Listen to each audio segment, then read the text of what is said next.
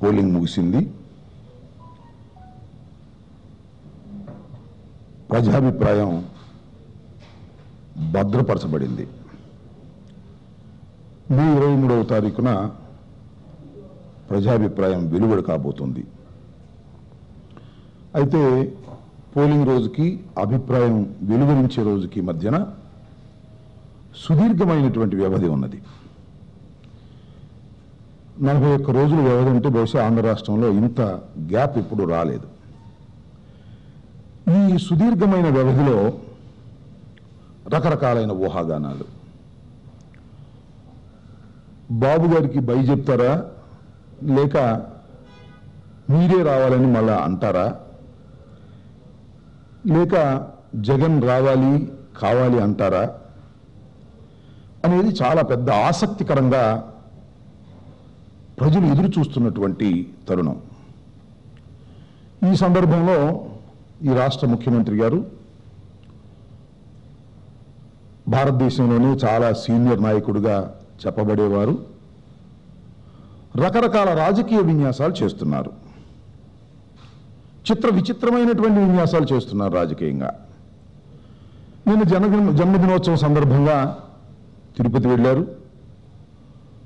సహజ దూరంలో ఒక సుదీర్ఘమైనటువంటి ఉపన్యాసం ఇచ్చారు. అంతేకాకుండా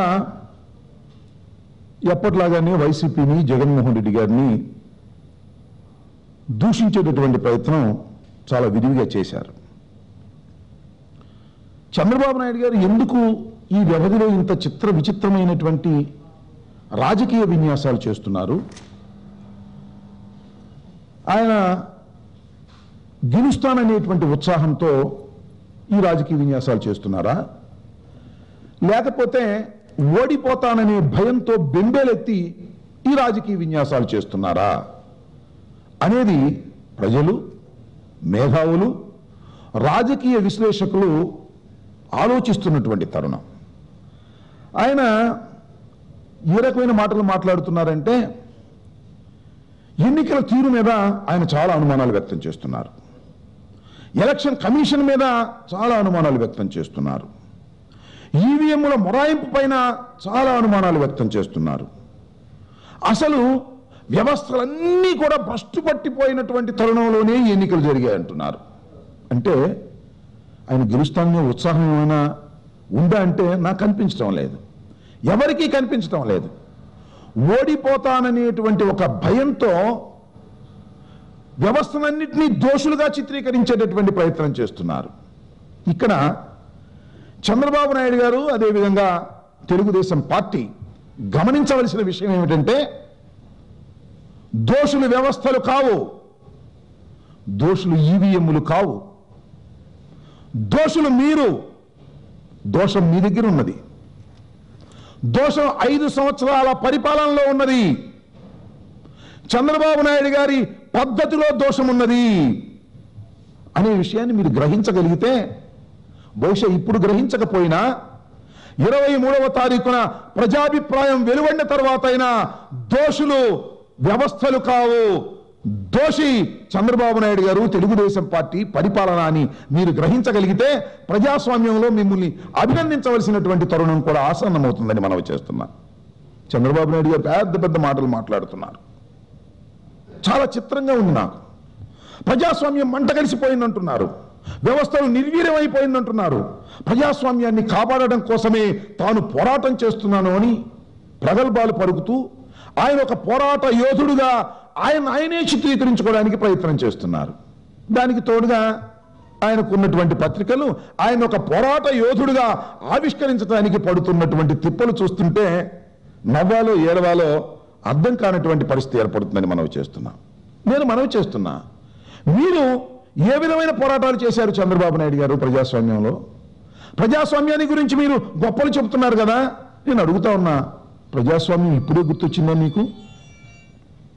ప్రతిపక్షంలో గెలిచినటువంటి 23 శాసనసభ్యుల్ని కొనేసి పచ్చకండువాలు కప్పేసి మీ పక్కన కూర్చోబెట్టుకున్నప్పుడు, వారిని తీసుకెళ్లి మంత్రివర్గంలో స్థానం ఇచ్చి వైఎస్ఆర్ కాంగ్రెస్ పార్టీ మీద విమర్శలు చేసినప్పుడు ప్రజాస్వామ్యం మీకు గుర్తు రాలేదా? ప్రజాస్వామ్యం మంట కలిసిపోయిందనేటువంటి స్పృహ మీకు రాలేదా?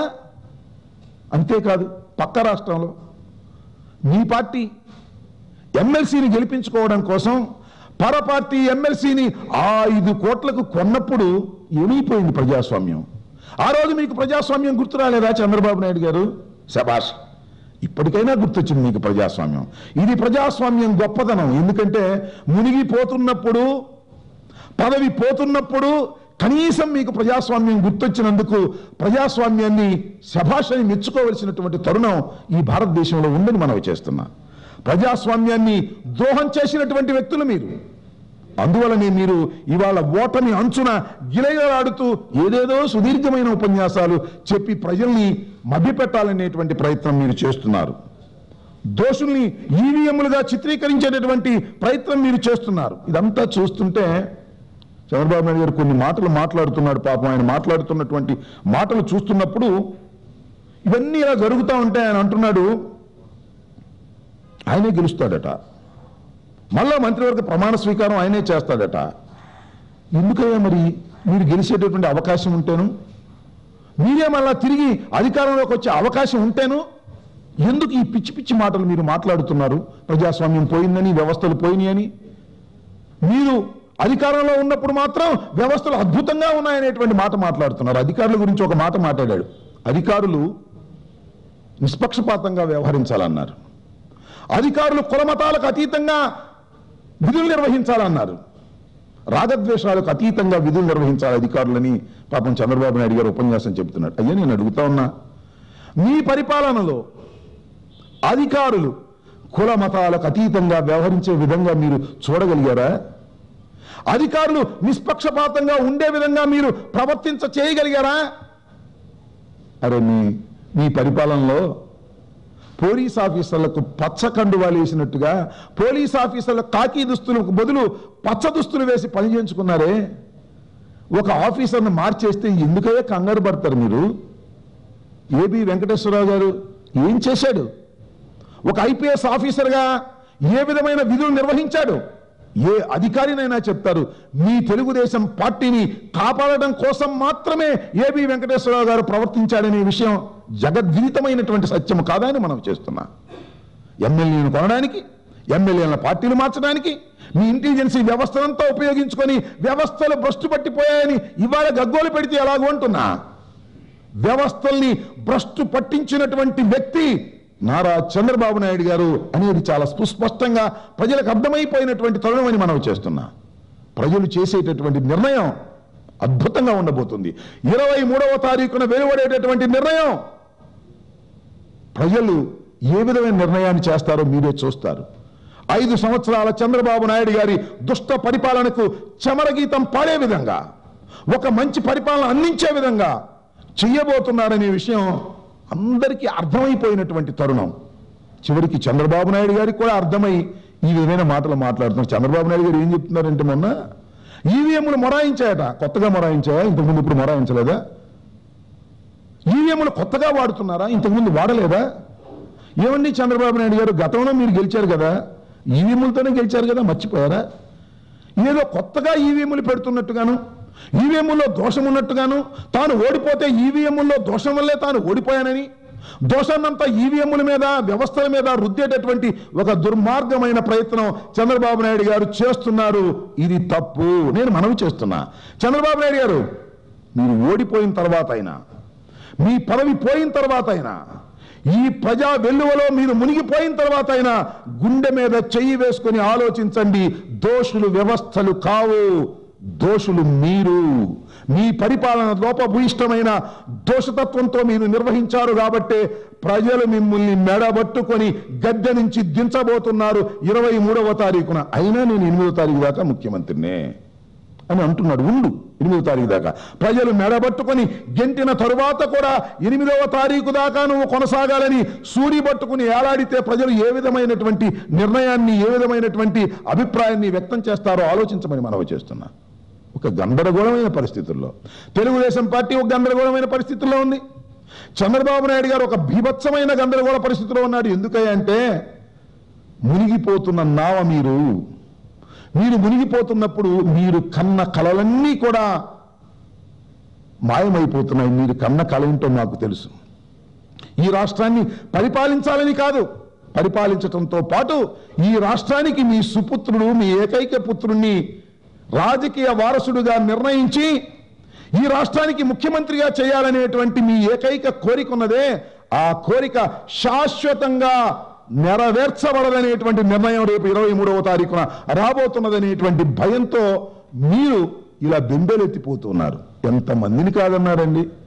మీ రాజ్యాధికారాన్ని నిర్ణయించుకోవడం కోసం ఎన్టీ రామారావు గారి దగ్గర నుంచి మనం చెప్తున్నాడు, మొన్న తిరుపతి నుంచి చెప్తున్నారు, ఆయన ఎన్టీ రామారావు గారు దిగిపోయినప్పుడు ప్రజాస్వామ్యం గురించి ఎంతగా పోరాడాడో, లేదు ధర్మ పోరాట యుద్ధంలో ఎంతగా పోరాడాడో, ఇవన్నీ చూస్తుంటే వీడ్కోలు సమావేశంలో చెప్పేటటువంటి కార్యక్రమాలన్నీ కూడా ఇవాళ చంద్రబాబు నాయుడు గారు చెప్పుకునేటువంటి పరిస్థితి ఏర్పడుతుంది. ఇక రాబోయే కాలం 23వ తారీఖున ప్రజాభిప్రాయం వెలువడిన తరువాత తెలుగుదేశం పార్టీకి నూకలు చల్లబోతూ ఉన్నాయి. నందమూరి తారక రామారావు గారు 1983లో ప్రారంభించినటువంటి తెలుగుదేశం పార్టీని ఇంతటితో ఖతం చేయబోతున్నారు ప్రజలు. మీ తప్పుల వలన, మీ కొడుకు వారసత్వం కోసం మీరు ప్రయత్నం చేస్తున్నటువంటి ఒక తప్పుడు నిర్ణయం వలన ఎంతమందిని కాదన్నారని వాళ్ళ కుటుంబ సభ్యులందరినీ బయటకు నెట్టేశారు. హరికృష్ణ దగ్గర నుంచి, మీ తోడల్లుడి దగ్గర నుంచి, ఆ జూనియర్ ఎన్టీఆర్ని, మొత్తాన్ని ఎన్టీఆర్కు సంబంధం ఉన్నటువంటి వారిని అందరినీ పక్కకు నెట్టేసి ఏ అర్హత లేని, ఏ సమర్థత లేని మీ పుత్రుని తీసుకొచ్చి రాష్ట్ర రాజకీయాల్లో ప్రవేశపెట్టి ఆయన తీసుకొచ్చి ముఖ్యమంత్రి స్థానంలో కూర్చోబెట్టాలనేటువంటి ప్రయత్నం దుర్మార్గమైనటువంటి ప్రయత్నంగా ప్రజలు భావించారు. మీ కుటుంబ సభ్యులు కూడా భావించారు. మీ కుటుంబ సభ్యులే చిందరవందరగా పోయినటువంటి ఈ తరుణంలో రాబోయే కాలంలో మీ తెలుగుదేశం పార్టీ నుంచి ఒక్కరు కూడా మిగిలేటటువంటి పరిస్థితి లేరు. అందరూ మిమ్మల్ని వదిలి వీడి వెళ్ళబోతున్నారు. మీరు అధికారం లేనప్పుడు మీ పరిస్థితి ఏంటో ఒక్కసారి ఆలోచించుకొని భయపడి పిచ్చి పిచ్చి మాటలు మాట్లాడుతున్నారు. నేను మనవి చేస్తున్నా చంద్రబాబు నాయుడు గారు, ఇప్పటికైనా మీరు గుర్తించండి, ఇప్పటికైనా మీరు ఆలోచన చేయండి, ఇప్పటికైనా గుండె మీద చెయ్యి వేసుకొని ఆలోచన చేసి ఒక మంచి ప్రతిపక్ష నాయకుడిగా దోషుల్ని ఎదుటివారి మీదకు నెట్టకోకుండా మీ దోషాన్ని మీరు గమనించేటటువంటి పరిస్థితుల్లో మీరు ఉండాలని, అలా భగవంతుడు మీకు ఆ రకమైనటువంటి సద్బుద్ధిని ప్రసాదించాలని ఈ సందర్భంగా నేను మీ ద్వారా కోరుకుంటూ ఉన్నాను. ఇంకా ఓకే,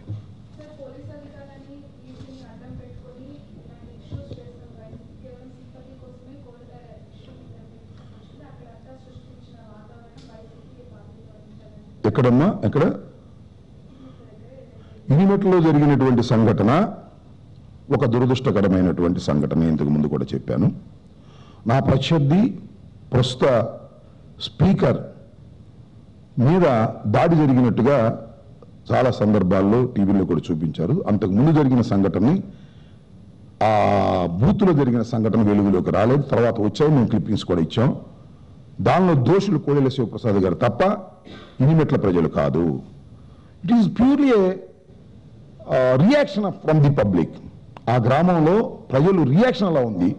ఆయన ఓట్లు దొంగిలించడానికి వచ్చాడనేటువంటి అభిప్రాయం కలిగింది. ఆయన కూడా బూత్లోకి వెళ్ళి అందరినీ బూత్ ఏజెంట్స్ని బయటకు పంపించేటటువంటి కార్యక్రమం చేయడం, దానితో పాటుగా ఆ బూత్ తలుపులు వేసేసుకునేటువంటి ప్రయత్నం చేశారు. అది చేయడం చట్ట వ్యతిరేకం, అన్యాయం, అక్రమం. దానికి ప్రజలు రియాక్ట్ అయ్యారు. మా ఓట్లన్నీ కూడా కోడెల శివప్రసాద్ గారు వేసుకుంటున్నారు అనేటువంటి భావంతో వెళ్ళారు.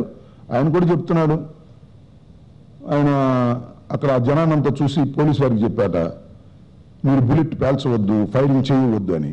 నాకు తెలియగడుగుతా, కోడెల శివప్రసాద్ గారు ఉన్న మహాత్మా గాంధీ గారు వారసుడా? ఒక చెంప కొడితే మరొక చెంప చూపించమంటానికి ఆయన చరిత్ర అందరికీ తెలుసు. బాంబులు ఆయన ఇంట్లో పేలాయి.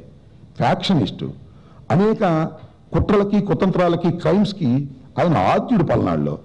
ఆయన నేను గాంధీవాదిని, నన్ను ఒక చంప కొడితే మరొక చంప చూపించమన్నానని ఇలాంటి కాకమ్మ కథలు చెబుతున్నాడు. ఆయనే ఆ రోజు సంఘటనకి ప్రధానమైనటువంటి ముద్దాయి తప్ప ఇనిమెట్ల ప్రజలు కాదు. ఈ ఎంక్వైరీలో వాస్తవాలు బయటకు వస్తాయి.